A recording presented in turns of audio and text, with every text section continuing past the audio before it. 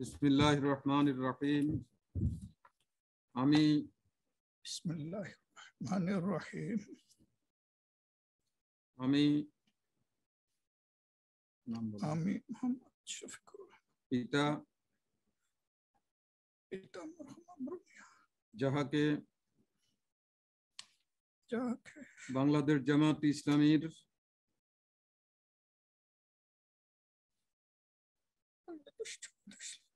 আমির নির্বাচিত করা হইয়াছে, আল্লাহ রাব্বুল আলামিনকে সাক্ষী রাখিয়া ওয়াদা করিতেছি যে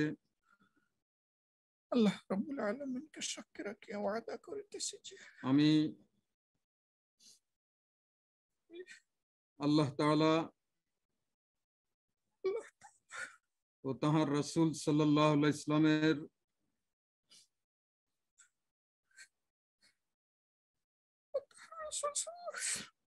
আদেশ পালন ও আনুগত্যকে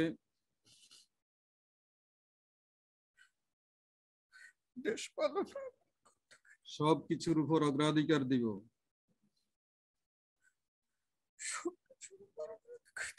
সর্বাধিক গুরুত্বপূর্ণ মনে করিব। বাংলাদেশ জামাত ইসলামের উদ্দেশ্য লক্ষ্য হাসিলের জন্য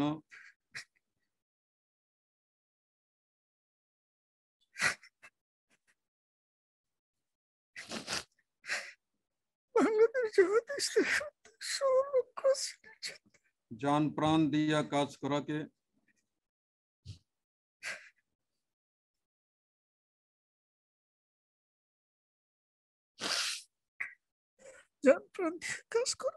আমার প্রধানতম কর্তব্য মনে করিব।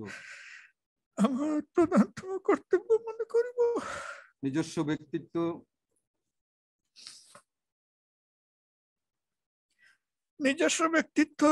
ও ব্যক্তিগত স্বার্থ সুবিধা অপেক্ষা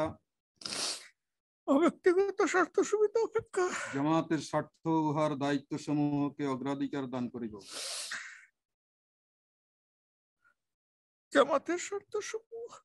জামাতের স্বার্থ উহার দায়িত্ব সমূহকে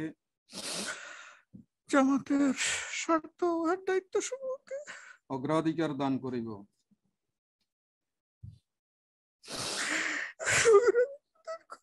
জামাতের সদস্যগণের মধ্যে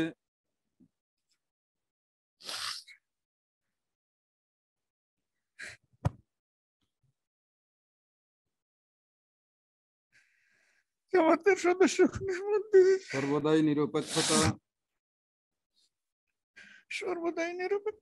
ন্যায়পরায়ণতা,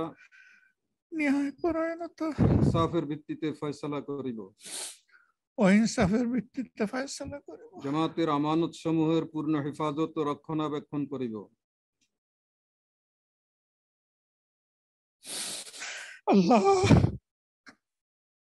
জামাতের আমানত সমূহের পূর্ণ হেফাজত ও রক্ষণাবেক্ষণ করিব।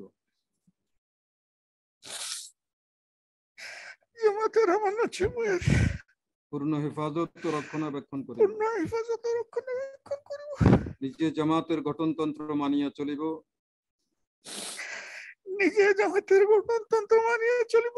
এবং তদনুযায়ী জামাতের সংগঠন ও শৃঙ্খলা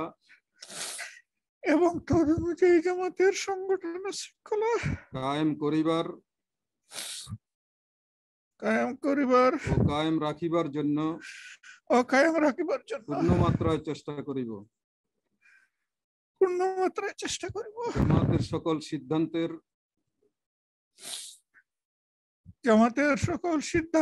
সঠিক বাস্তবায়ন ও তদারক করিব।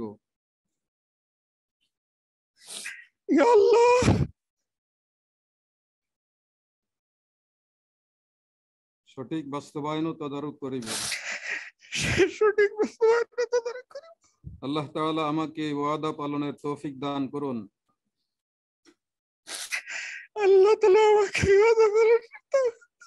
আমিন।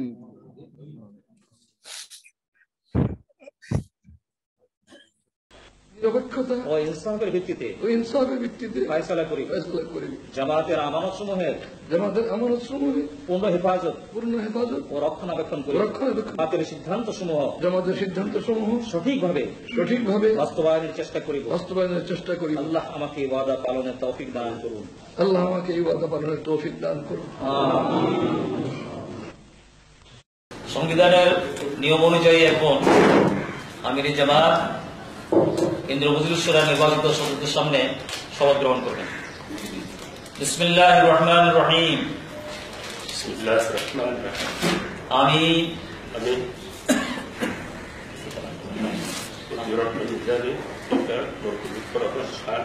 যাহাকে জামাত ইসলামী বাংলাদেশের আমির নির্বাচিত করা হইয়াছে, আল্লাহ রাব্বুল আলামিনকে সাক্ষী রাখিয়া ওয়াদা করিতেছি যে আমি আল্লাহ ও তাহার রাসূল সাল্লাল্লাহু আলাইহি ওয়াসাল্লামের আনুগত্য ও আদেশ পালনকে সব কিছুর উপর অগ্রাধিকার দিব ও সর্বাধিক গুরুত্বপূর্ণ মনে করিব। জামাত ইসলামী বাংলাদেশে উদ্দেশ্য ও লক্ষ্য হাসিলের জন্য জান প্রাণ দিয়া কাজ করাকে আমার প্রধান কর্তব্য মনে করিব। নিজস্ব ব্যক্তিত্ব ব্যক্তিগত স্বার্থ সুবিধা অপেক্ষা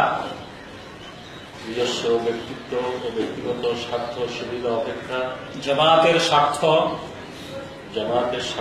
ও উহার দায়িত্ব সমূহকে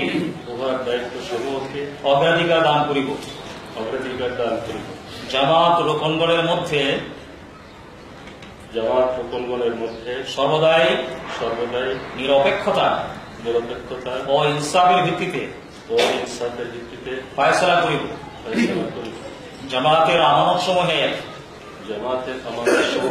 পূর্ণ হেফাজত ও রক্ষণাবেক্ষণ করিব।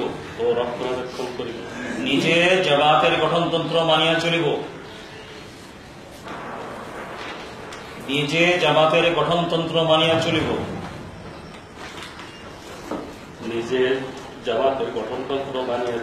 এবং তদনুযায়ী জামাতের সংগঠন ও শৃঙ্খলা কায়েম করা ও কায়েম রাখার জন্য পূর্ণ মাত্রায় চেষ্টা করিব। জামাতের সিদ্ধান্তসমূহ সঠিকভাবে বাস্তবায়নের চেষ্টা করিব।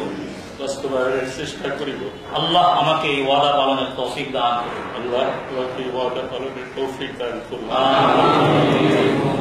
নবনির্বাচিত কেন্দ্রীয় মজলিস শুরার সাফল্য কামনা করে দোয়া করার জন্য অনুরোধ জানাচ্ছি মাওলানা আবুল কালাম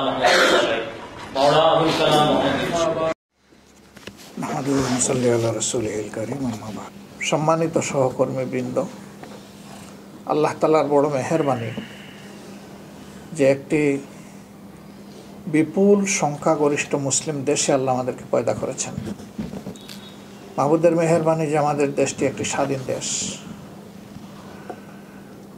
এই দেশ 1971 সালে স্বাধীন হয়েছিল একটা বড় স্বপ্নকে বুকে রেখে, যেখানে সামাজিক ন্যায় বিচার প্রতিষ্ঠিত হবে, মানুষ হিসাবে বাঁচার মর্যাদার সাথে বাঁচার মতো একটা রাষ্ট্র হবে জনগণের কল্যাণকামী, জনগণ হবে রাষ্ট্রের সহযোগী এবং মানুষের মধ্যে কোনো অর্থনৈতিক নিপীড়ন জুলুম থাকবে না। কার্যত স্বাধীনতার এই দীর্ঘ সময়ে আমরা সেই কাঙ্ক্ষিত লক্ষ্যে পৌঁছতে পারিনি, বরঞ্চ বাংলাদেশ জামাত ইসলামের মতো একটি নিষ্ঠাবান দেশপ্রেমিক দল, ইতিহাস সাক্ষী 79 সালে এই সংগঠন তার কার্যক্রম আনুষ্ঠানিকভাবে শুরু করার পর থেকে এই দেশ এবং জনগণের কল্যাণেই আল্লাহ তাআলার সন্তুষ্টির আশায় তার সমস্ত তৎপরতাকে নিয়োজিত রেখেছে এবং রেখে চলেছে। আমরা আমাদের সামর্থ্য মতো চেষ্টা করেছি জনগণের দুঃখ দুর্দশায় তাদের পাশে থাকার, তাদের ন্যায্য অধিকার আদায়ের সংগ্রামে সক্রিয়ভাবে অংশগ্রহণ করার এবং সুযোগ মতো নেতৃত্ব দেওয়ার। এদেশের জনগণ এবং ইতিহাস তার সাক্ষী। বিশেষত স্বাধীন বাংলাদেশে একটা পর্যায়ে নির্বাচন যখন একেবারেই অকার্যকর হয়ে পড়ে, বিধ্বস্ত অবস্থা দেখা দেয়, তখন জামাত ইসলামের সাবেক আমির ডাকসুর জিএস, ভাষা সৈনিক অধ্যাপক গোলাম আজম সাহেব, তিনি আঙ্গুল দিয়ে জাতিকে পথ দেখিয়ে দিয়েছিলেন এবং তার দেওয়া কেয়ারটেকার ফর্মুলার ভিত্তিতেই পরবর্তীতে সরকারগুলো নির্বাচিত হয়ে এসেছে এবং সরকার বদল হয়েছে। কিন্তু দুর্ভাগ্যের বিষয়, এই প্রক্রিয়াটি হুমকির মুখে পড়ে 2006 সাল থেকে, এবং সেই যে পড়েছে আজ পর্যন্ত সুস্থ ধারায় আর ফিরে আসেনি।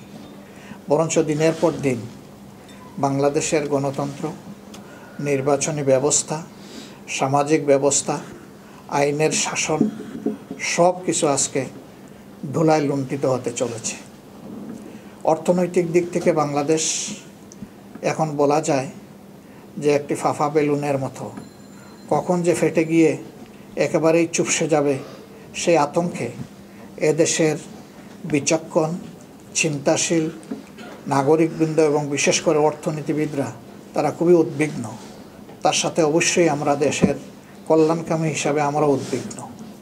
এই অবস্থা থেকে দেশ এবং জাতিকে বের করে আনার জন্যে আমরা আমাদের দায়িত্ব অস্বীকার করতে পারি না। যার যার অবস্থান থেকে এই দায়িত্ব জাতিকে পালন করতে হবে। এই জন্যে এই সামগ্রিক অবক্ষয়ে আমরা আমাদের প্রিয় দেশবাসীর প্রতি আহ্বান জানাতে চাই যে আসুন, অতীতের দুষ্ত্রুটি নিয়ে ঘাটাঘাটি নয়, নিজেদের মধ্যে পরস্পর হানাহানি নয়, অনক্ষ নয়, বিভেদ নয়, প্রতিহিংসা নয়, এই সমস্ত দুর্বলতা থেকে বেরিয়ে এসে আমরা যেন জাতিকে আশার আলো জাগাতে পারি। আমরা যেন দলমতের ভেদাভেদ ভুলে গিয়ে জাতীয় স্বার্থে ঐক্যবদ্ধ হতে পারি। তাহলেই এ দেশের স্বাধীনতা সুরক্ষা পাবে এবং মানুষ যে মুক্তির আশায় স্বাধীনতা সংগ্রামে ঝাঁপিয়ে পড়েছিল, যারা জীবন দিয়েছেন, তাদের এই জীবন দেওয়াটা সার্থক হবে।